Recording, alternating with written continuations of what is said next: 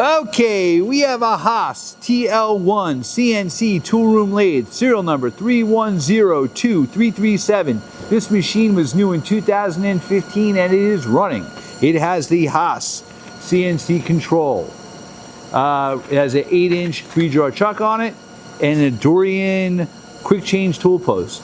We are running right now at 1200 RPM. This is original paint. As you can see, it is super clean, came out of a school. 1600 RPM.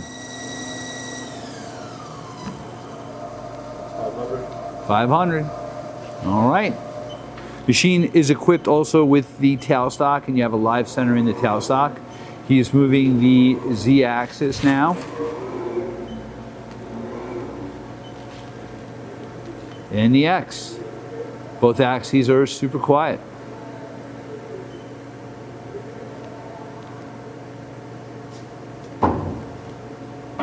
It's moving the tailstock and the quill of the tailstock. The quill of the tailstock is number 5 Morse taper. That's kind of the lay of the land. Hey, thank you for watching our video.